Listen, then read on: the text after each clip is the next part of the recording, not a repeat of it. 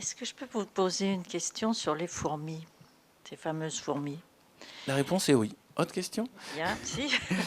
Euh, comment, comment vous avez procédé pour nous dire tout ce qu'elles font, tout ce qui arrive, toute cette famille très compartimentée? Alors, Comment vous êtes arrivé à ça? Parce que quand même, j'imagine qu'il doit y avoir quand même des bases de fond que vous avez été chercher quelque part. Dites-moi tout. j'hésite. Je suis un peu timide comme garçon, hein. Pardon? J'hésite, je suis timide et puis j'ai mes petits secrets. Non, je vais vous expliquer. Si j'en profitais de cette question pour vous raconter un grand secret, comprendra qui pourra. Mais je vous le livre tel quel. En plus, vu qu'on n'est pas très nombreux, ça me permet. Et puis on s'est déjà vu tous dans. C'est un mot. Ce secret, c'est un mot. Ça s'appelle empathie. Alors, empathie, c'est un mot qui est très utilisé par les Anglais et très peu utilisé en France. Ça consiste à, selon moi, projeter sa pensée dans quelque chose qui n'est pas soi-même. Il y avait de quoi faire. Alors, je peux vous faire une expérience d'empathie immédiate. Je vais me projeter dans vous. C'est-à-dire, je vais imaginer que je tiens le micro, que j'agite la tête comme ça, et puis que je me dis, tiens, il parle de moi, et je suis vous, en train de regarder le type, l'écrivain, en train de parler de moi. Vous voyez ça? C'est juste un exercice d'imaginaire. Mais maintenant, si je fais très attention à vous, je peux essayer de sentir votre personnage, qui vous êtes, pourquoi vous êtes là, pourquoi vous êtes au premier rang, pourquoi vous avez eu ce courage de me poser la première question. Non, vous n'avez pas à me répondre. Je peux vous dire que juste que ce petit exercice, qui est une projection de ma pensée dans votre esprit, vous pouvez l'appliquer à n'importe quoi. Je l'applique là à cet instant. Si je voulais aller plus loin, je pourrais raconter beaucoup de choses sur vous, sans vous connaître. Juste en vous observant et en notant. Mais ça va pas être très intéressant pour les autres. Ah si, tous les gens sont intéressants.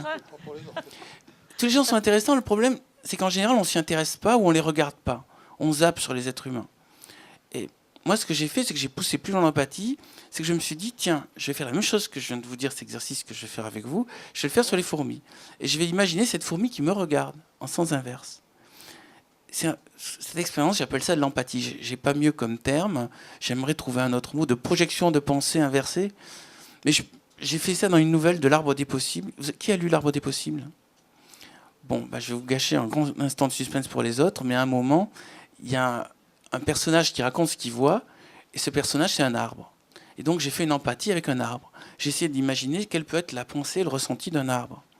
Donc, sur les fourmis, j'ai essayé de sentir le ressenti des fourmis, d'une fourmi, et après, j'ai essayé de ressentir à chaque moment où je parlais d'un personnage, où je parlais d'un insecte, j'ai essayé d'imaginer ce que ça peut être, la sensation d'un papillon qui brasse l'air et qui se sent léger. J'ai essayé de sentir ce que ça peut être un oiseau, ça peut être un arbre. Cet exercice, c'est juste la puissance de l'imaginaire humain. Seulement, ça ne présente aucun intérêt économique, de survie, capitaliste, social. Projeter sa pensée sur les autres. Des scientifiques. Comment? C'est de la pure imagination. C'est de l'imagination. Des nombres de fourmis qui font ceci, qui font Non, cela. non. Tant de fourmis au Il faut se mètre carré. renseigner. Les moucherons, on leur coupe les ailes pour dénaturer vis-à-vis de la coccinelle, enfin je ne sais plus quoi. Tout ça, c'est... Non, il y a après, au moment où je suis dedans, dans la pensée de l'autre, on va dire, après je m'amuse. Parce que j'oublie jamais que c'est un divertissement, c'est pour vous amuser. Je m'amuse, mais en restant très près du réel. Et pour être près du réel, il faut que je sois informé. Donc j'ai pris les informations avant. Voilà. Si je voulais vous mettre comme personnage, il faudrait malgré tout que je questionne monsieur pour qu'il me raconte toute votre vie. Si vous avez des enfants, je vais les questionner vos enfants. Oui. Je vais essayer de voir votre maison, votre appartement. Je vais tout visiter chez vous. Et là, je vais essayer de déduire qui vous êtes, quelles sont vos préoccupations, quels sont vos désirs, quelles sont vos peurs. Et à partir de là, je vais faire un personnage. C'est comment votre prénom? Michel. Voilà, je vais faire Michel, l'héroïne de mon prochain livre. Mais pour faire ça, comme j'ai fait pour les fourmis, il faut que je me projette vraiment en vous et que je ressente ce que vous ressentez. Mais vous pouvez faire cet exercice tous autant que vous êtes, avec n'importe qui. L'idéal, c'est de le faire quand vous êtes en couple. Je vous donne un petit exercice à faire en couple, très rigolo. Je dis ça, je suis célibataire, au demeurant. Vous demandez à l'autre de jouer le rôle de l'un. C'est-à-dire la femme va jouer le rôle de l'homme et l'homme va jouer le rôle de la femme, mais il va répéter les mêmes phrases que lui dit l'autre. Comme ça, l'autre va entendre. Par exemple, il y en a un qui dit chérie, tu peux m'amener une bière. Et ça va être l'autre qui va dire la phrase. Et ça ne veut pas dire qu'ils vont faire les choses. Ça veut juste dire qu'il va entendre comment on lui parle. Vous me comprenez ou je suis trop loin du monde littéraire? Bon, si tous les deux s'appellent chéri, ils vont s'appeler mutuellement chéri. Mais s'il y en a un qui est passionné de chevaux, par exemple, eh ben c'est l'autre qui va être passionné de cheval. S'il y en a un qui est passionné de couture, voilà, ils vont se mettre à parler comme ils parlent l'un de l'autre. Par exemple, il y en a un qui considère que l'autre parle trop de sa famille, de ses parents, qui doivent venir le week-end. Je projette à toute vitesse. Eh ben, il va dire, tiens, voilà comment tu me parles de ta famille, et comme ça envahit toute la conversation. Cet exercice va vous économiser un conseil conjugal, une psychothérapie, une psychanalyse, et ça vous permet tout d'un coup, vous faites le miroir, vous renvoyez à l'autre sa propre image de la manière dont il se comporte. Et ça vous permet de communiquer, au lieu de faire des reproches à l'autre, vous allez lui dire, voilà comment tu te comportes et voilà comment je te perçois.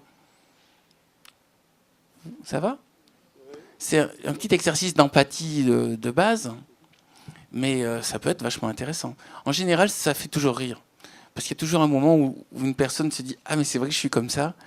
Et le rire est aussi une manière de se défendre et de dédramatiser, mais l'information pourra passer. Le couple qui était peut-être habitué à se parler que sur un mode de reproche va pouvoir se parler sur un mode de « Voilà comment tu es, je te juge pas, mais juge-toi toi-même ». Ou « Comprends toi-même comment tu peux améliorer le système ».